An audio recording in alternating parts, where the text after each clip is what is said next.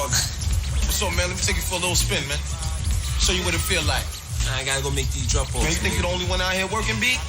Gotta make drop-offs too, B. Come on, man, get in, man. I ain't taking no for an answer, man.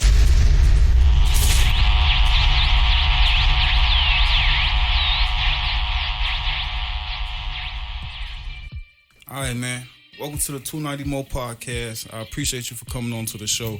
If you could, introduce yourself for my viewers and listeners. Yo, y'all know what the fuck it is, what the fuck it ain't. It's Xman Reeko. I'm on my boy podcast today. Finna let y'all know what it is, what it ain't. Yo. Appreciate you for coming on, man. Most definitely, gang. Shit, let's do it. How you feeling, man?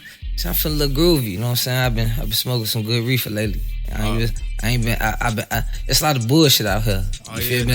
Definitely. I feel like that's what causes bad moves, folks. So is that what started you to doing what you? Is that what started you on the path of doing what you're doing? Well, just knowing it's a lot of bullshit out here. You know what I'm saying? Oh no, yeah, most definitely. Pretty much the reason why I'm even doing what I'm doing, gang. I tried to be a rapper. I feel like everybody tried to be a rapper at one point when it comes to this YouTube shit. If you're a YouTuber, you try to be a rapper before. I ain't really put my all into it. So I'm like, damn, you know what I'm thinking about, folks? A YouTube check. I want to see what a YouTube check look like. And when I chased that shit, my first YouTube check was like almost 1,100. Yeah. Yeah, when I put my mind to it. So how do that shit work? It's like when soon as your channel gets able to get monetized, do they ask for your banking information or do they ask for your address? How do that shit work? So like I always was curious. YouTube got something called like the YouTube Partner Program, folks. You gotta get like 4,000 watch hours and you gotta have 1,000 subscribers. Once you get that, they gonna hit you with it's a little Google company called AdSense. Mm-hmm. You sign up to that and you link that with your Google account and then that's how you put on your bank information. But you gotta have them 4,000 watch hours and 1,000 subscribers first. I got that in a couple weeks, So what happened once you get that 1,000 subscribers and 4,000 watch hours, what is it paid for every view after that or how does it work? So it's gonna let you know through the gate which videos you can get monetized, which ones you can't. So if you my biggest videos, I did a lot of cussing, I did a lot of swearing, and I said a lot of derogatory things about people that them things got yellow dollar signs. That mean I'm getting some cent on that and compared to what I could have been getting. Then you gonna have videos with a green dollar sign. Them the ones you getting whatever they the percentage. That's the ones you getting paid for. So what you say the yellow dollar sign mean? It's like they say YouTube find this video not advertisement friendly. Mm-hmm. So you gonna get paid for if the video get you subscribers and some call YouTube Premium. Some people got to pay for. Yeah. But you ain't getting really paid for them yellow dollar signs. So YouTube gonna let you know what you getting. Woo out the bam, and you gonna have to stop. I'm like, all right, like you can only say certain cuss words, you can't say too many B words and stuff like that. So is somebody reviewing every video, count how many bitches and fucks you say? YouTube got it manually, like it's a manual thing. You gonna have to take I call it YouTube court. That's only because that's what I feel like I'm on, folks. Because once you get the yellow dollar sign, it's called an appeal. You click the little button to appeal it. You click I agree, and then that's when the humans come into play. They check it out, gang. They gonna look it over. They gonna okay, we can let it pass. And that's how I got a lot of videos recently passed. Shit on, but they all probably don't be monetized. All the shit you do see on YouTube. Yeah, if they don't got a commercial with it, it ain't. They ain't making money. So boom. So let's go back to the beginning. You said rap, and then what happened with the rap, and how did you go from rap to a YouTube channel doing what you do now? I feel like with rap, a lot of people, when you listen to their stories, they quit doing anything. A lot of people was homeless, moved out of state, like Cowboy. A lot of big rappers, they dedicate their life to it. And I just went in that predicament where I could do that. I had to get a job or hustle, sell drugs. I had to do all that. So I ain't had the money to put in the big videos. I felt like I was wasting my time. Right. That's what, and I just didn't try as hard as I could with rap. And people was telling me, boy, this song go crazy. Like, I done had some songs that was decent, but I just didn't give it my all, folks. Okay. So, boom, you didn't give rap your all. So what was the point that you was like, I'm finna pick up a phone and I'm finna put this shit on YouTube? Did it start on Facebook and you got like a 1,000 views on a Facebook video and somebody like, yo, you need to put this on YouTube? Or how did you go from all right, it ain't gonna necessarily work the way I want to do it because of budget reasons. So how'd you go from I'm finna put these videos on YouTube and see what this do? Shit, for one, it was cheaper. So I said, I want this YouTube check. Let me see this route. And I just seen other, like I feel like I done did a lot of things first, but I ain't the first to do them. I just did them a little better. Like everything that I did, Chicago-based, I'd watch, of course, people like, you don't watch academics, you don't watch people like the white dude, Windy City Report. So when I first started, I said I don't want to be like them. I started flaming rappers. I started with a list called 5 shower rappers that need to quit. And that my first video did 500 views. I only had 25 subs. That sound like you could re-rock that. I'm sure. It was. You don't even gotta be on no funny shit. I'm sure you need to hang that shit up, Bucko. But that ain't. Now I'm in a lane where I need to work with these dudes. For I realize that, and I ain't trying to offend nobody. Yeah. You feel me? And I understand the bigger picture now. At first, my channel was small. I had 25 subs, so I was doing anything to get my channel big. Flaming these rappers, if that's what it take. I thought I ain't gonna never meet them. I ain't gonna never need them. I didn't know I was gonna get big, gang. Okay. I didn't know, folks. So let me ask you this. I'm new to this. You know what I'm saying? So what the dilemma I feel like I'm facing is, you know what I'm saying, I feel like I be too cliche in my interviews. So I feel like the tough questions, you know what I'm saying, and you know what I'm saying, even though it may be reality, this shit that's in the news, you might have to ask some motherfucker. Right. So what's your opinion on that? Do you think that's something like somebody should be like before an interview, like I don't want to talk about this or that, or it should be you in the interview, you should be that come with the interview? It's been most definitely. It's been times every interview actually. I ask people, is it questions you don't want me to ask? And if so, how is this question? Or how if I say it like this? Mm-hmm. Like when I interview Hits, when I interview KD, I ask them no questions because I just need to know. I don't want to push no buttons. Right, they got a lot of stuff going on. Exactly, bro. And then they said a couple questions, but KD, he told me something not to say, but he brought it up himself. Mm-hmm. So, you know, imagine if I would have said it anyway, that would have blew him. But you see, he was comfortable enough to say it himself because I set that tone, bro. I ain't overstepping no boundaries, but you gotta ask the tough questions in a professional way. Like my boy, man, I heard about this, bro. Like we all been in a predicaments, gang. Exactly. But so, what made you handle it like that, and what could you do different? Then they gonna go down the whole rabbit hole on their own. Let them take it from there. All right, so with you being on YouTube and you having your own following for your own, who are you watching when you on YouTube? Like, was it anybody that you was watching before you got on? Like you probably take tips and pointers for, or is there somebody that you currently watch that you may think is talented? No, see, gang, no. Because the things that the lane, we all had YouTubers that we grew up watching. Mm-hmm. But when I started YouTube, it was different levels. I started off flaming rappers. Mm-hmm. Once that got me a couple hundred subscribers, I said one day, you know what? I was watching the white dude, Windy City Reports. He drove past Cabrini Green and said, oh no, it's gangsters down there. I'm not going back there. I said, you not going? What? I'll do it, nigga. I got a car too. What you mean? I want to go see what it look like. So I drove past O Block and I drove past OTL. 100,000 views in 1 week. And I only had, at that point, like 50 subscribers. And I just did 100,000 views with me riding past these blocks. So then I went from flaming rappers to ride-throughs. And I started incorporating every hood I went to a restaurant. So when you was going through these ride-throughs, was you narrating it or is it just straight music and visual? And you got no music because you'll get copyrighted. You won't make no money. That's a red dollar sign with no money at all. But that's the thing. That's why I think. So I make my own, like the background. We gonna rap, shorty. Right? Yeah. If you got your own, you good. You don't gotta worry about none of that. But So was you narrating it? So you like, Joe. So this is man. I'm gonna be scared. One boy, shit. If you from here, what was you talking about in these ride around? That's what blew me up, gang. Cause like I told you, I wasn't the first to do the ride throughs, right, but my narration. That's what I said. Cause I seen the white dude do it.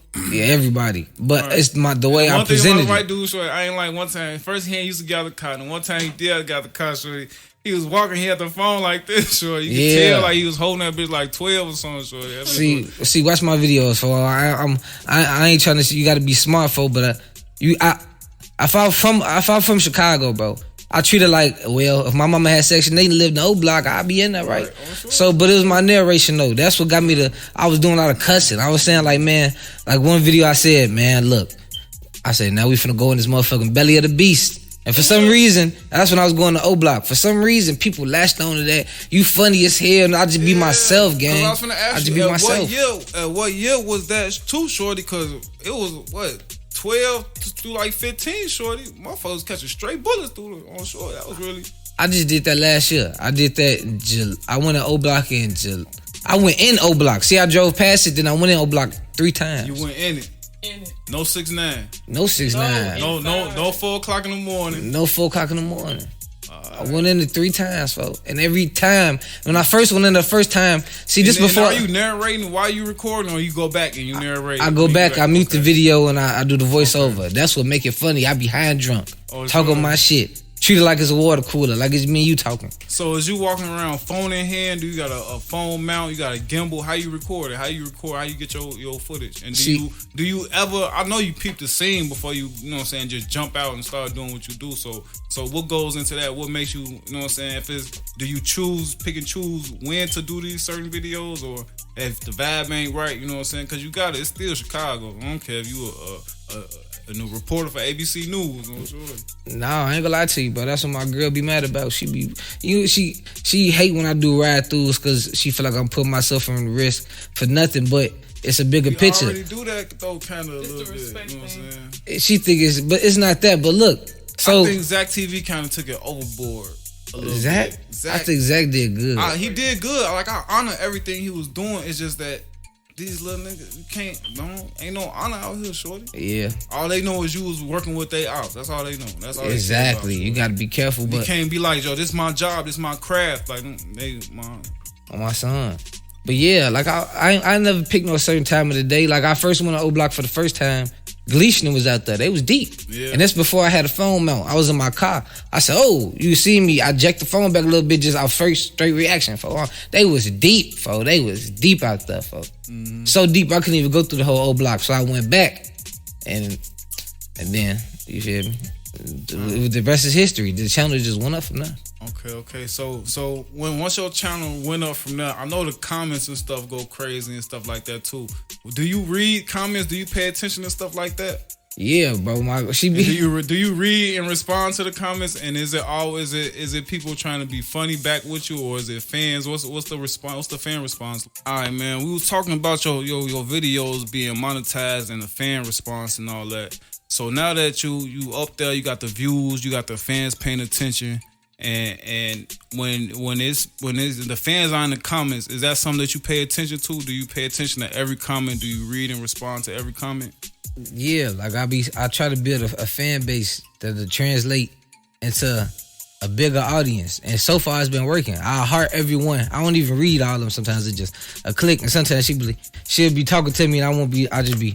And she be, what is you doing? Respond to every comment? I be like, nah, but I'm just, cause it's the YouTuber Chris Barnes, that's my boy. You gotta let him know that you know what I'm saying, you see them. Yeah, and that's what he said. Before he was doing big with his YouTube thing, he made a comment in the video I did, and I responded. And he said that was a big thing that he messed with when he interviewed me later on. And see, there's just some people think about it. If he think like that, imagine the other couple 100,000s. Right. So now that you touch the fan, you talk to the fans like that, when you looking in the comments, do you take suggestions like for what you do? People like, hey, you should do this, you should do that, or they be like, do you know this going on with this person? Do you get your ideas and your topics that way, or could you tell us how do you get the topics from a video? It'd be a lot of fans that DM me a lot of stuff, but if you're from Chicago, you already like me. Like a lot of stuff, I hate people who go off fake reports, bro. You got to go off. If you from the streets, a lot of stuff got to be opinion based. If you know how somebody was moving, but when I get leads to something, it got to be credible. Like it just be like I did what makes a lead credible? Remember the dude who sent me stuff about Bean Team? Yeah. She used to see stuff, and she from out west, and she know about all the dudes is talking about, bro. And he not from the streets. Yeah. And he knows stuff that only we know, and it's like, how do you know? How you know this, bro? And you ain't told the police shit, right?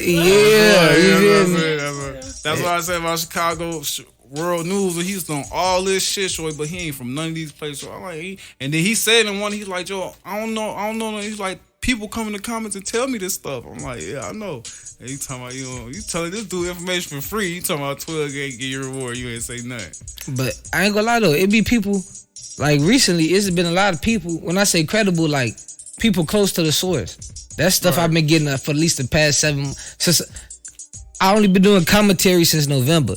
So since probably January, it's been people like, yo, like one time I made a story about El Hilla, his producer, RJ the MVP, hit me up, told me how the story really went. And I'm like, okay, cool. What story is that? Is that something you can talk about?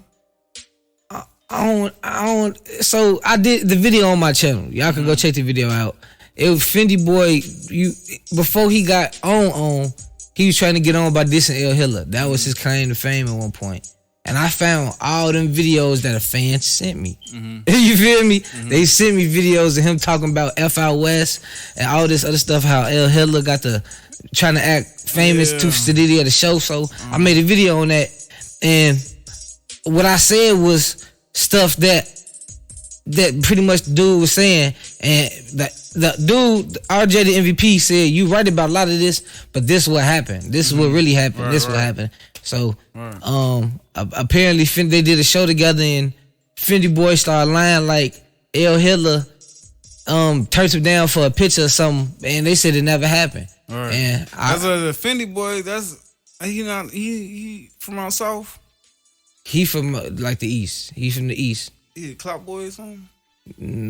I don't really know, bro. You know, I know he was claiming Paxtown, and people try to get on him for saying he not really from there, but a lot of OGs from there say he lived over there. He just ain't really, you know what I mean? Yeah. That's what I said. So that's another thing about like this internet too stuff, man. When you make yourself like a influencer, you know what I'm saying? When you got a channel, that's what you is. You're an influencer. People come, they listen to you, they watch, they come to see what your opinion on things.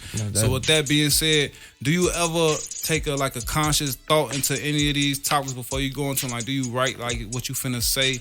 But like, what's your creative process like? Like, boom, now I got the topic. Now, what's your creative process like? Do you write notes with bullet points? Like, I'm gonna hit this, that, or do you just get the medicine lit in the oil rolling and you just go like that? When I do interviews, I write questions down. But when I do my commentary videos, some of my biggest videos been the ones I put my least effort into editing and all that. But I just freestyle it. Once I get my topic, I freestyle it, give you my opinion, and I give you facts that I feel happen. So I just freestyle the topic. And when it comes to being careful about certain stuff, it's been at least over 10 videos I had to delete, because I also try to, besides commentary, I also try to take the hood documentary approach about certain deceased members from out west. I want to shine the light on out west gang members, because Chicago known for only out south, you know, the T-Roys and all that stuff. But it's people out west ain't just bopping, bro. This shit gritty, fo. This ain't nothing to play with, fo. And I was shining the light on that, and it's sometimes I be like, think about how many hood niggas already know this information, but they ain't making videos on it. So I just deleted them. That's what I said. It's just certain shit you can't, you know what I'm saying? And a lot of guys that is making, you know what I'm saying, the videos, they ain't really in these places, you know what I'm saying? That's why I say Zach, forever a legend, you know what I'm saying? I just felt like he got to the point where he was supposed to have a studio, you know what I'm saying? Zach was going to other states and shit, you know what I'm saying? At that point, you supposed to be going to see Zach, you know what I'm saying? So with that being said, rest in peace to Zach, you know what I'm saying? So now, talking about, you got the views, you got the channel rolling, you know what I'm saying? You doing interviews. How you go about choosing an interview? Like, is this fan base? Is it who pop in? Do you just whoever on Instagram, whoever respond back? Like, how do you go about it? The people that you know what I'm saying, personally just want to talk to? How do you go about picking an interview? It's just people who I really want to talk to. I'm not looking for a big fan base. I want to shine a light on the smaller people. You know what I mean? So the smaller rappers that people know about, but just I tried to just keep it strictly out west, but I done linked up with Kim Ben. You probably never heard of him, have you? No. That's Kim what I Ben. said. We're going to link up with a lot of them. Yeah, he a rapper from up north. I used to live up north and stuff like that, and I done worked in his hood, and so I connected with him. That was my first big interview. He did like 5,000 off the bat about the little ties he had with Pappy and all that stuff. Yeah. I done DM'd a lot of rappers that never responded after the second one. Or some that read it, didn't respond, or some that didn't respond at all. So it's just about, I just want you to be from Chicago. I want everything to be Chicago based. Right. And I think that's dope because that's one thing I try to highlight on my podcast, shorty, because of course the gang violence, the guns and all that shit, the crime, that's a reality, you know what I'm saying? That's none, you can't overlook that. But what they don't, you know what I'm saying, shine a light on enough is the motherfuckers like you, people that got real shit going on, you know what I'm saying, other than that. You know, I know homeowners and they ain't even 30 yet, you know what I'm saying? Property owners is not even 30 yet, but you don't see that type of shit on the news, you know what I'm saying? So, or highlighted like, at all. Inner city Chicago youth, you know what I'm saying, property owner. But so that's the type of shit I like to highlight, man. So going forward, what new can we expect from the channel, and what's your vision for the channel? Like when you sit back in your chair, you know what I'm saying, 10 years from now, and you be like, yeah, I did that. What's your channel gonna look like? Is it gonna be a TV station? What you hope to get out of it when it's said and done? Man, I got my hands in so many pots right now, for like I was even working on a mini TV series. Just all the actors couldn't come together. I think I still left it. If you go on my channel and you look up, you just scroll down, it's gonna be Xman Reeko closed the back door, something like that. You'll see the little mini how I had the intro finna come in, bro. But I had that going on. I really want to get into podcasting because that's easy money, bro. It's like I started off ride-throughs. It's hard work. I did so many ride-throughs to the point my car broke down. It was in the shop for a month. That forced me to do commentary on some academics type shit. I didn't want to do that from the beginning, but I had to keep the YouTube shit going, and so. And you know, I wasn't doing the 5-shot rappers no more, so I did that, and I just feel like I want to get into acting too. I feel like people keep on telling me how funny I am, fo, and I don't watch my video. I don't rewatch them. Really? Yeah, me neither. Yeah, rarely, fo. Yeah. So shit, I want to try everything: acting, podcasting. Right. I'm still do the YouTube because that's just easy bread. I already got my foot through the door with that. I can't stop. You know what I'm saying? You definitely on your way, man. I'm gonna try to do whatever I can to assist the growth and development, man, because that's what I'm all about, man. So I appreciate you for coming on to the show, man. This just the beginning, man. Y'all gonna see a lot more of us working together, man. So appreciate you for coming on the podcast, man. If you could tell the people where they can find you, where they can find you on social media and all your content. Man, find me on Instagram, Xman Reeko, Facebook, Xman Reeko, YouTube. Guess what? Xman Reeko. Right everything. way. Cash App, Xman Reeko. Right way. I got it. That's the brand we running with. I got the podcast from the drop. No name for it yet. Right. That's what's from the bus. That's all the social medias, man. All my day one fans, man. Y'all know the original content that I had, folks. We came a long way. It's gonna get bigger and better. That's what I said. I love that shit. I always tell motherfuckers, I mean, when I had 2 subscribers, it was good. I real live remember that shit, shorty. So every time that shit go up 2, I be like, damn, I noticed that shit, shorty. Yeah. You notice that shit? You notice when the subscriber go up? You got so many. You notice if that shit go up 1? Yeah, I pay attention. I watch my YouTube. It's a thing called YouTube Studio where you can track the progress of your channel. I watch it every day. Every subscriber, he pays attention to everything. Like a little perfectionist. Me too. I'm not even on. I ain't up there with him, so but like I be telling people like subscribe to my channel. Nah. Look, I just be if that one them like, all right. You know and that's how, because when I go live, them people donate money, bro. Yeah, that's another thing. Me going live just simple on YouTube, $20, $30, $50, $40. But you think they gonna definitely before they get them a t-shirt, they gonna what? I dropped a little merch right now though. It ain't moving like that yet. That's because I ain't promoted. Yeah, that's what I gotta start promoting that shit. In a minute. Alright, gang. Appreciate you coming on the show, man. Keep your head up out here, man. No problem, gang. My boy, we out.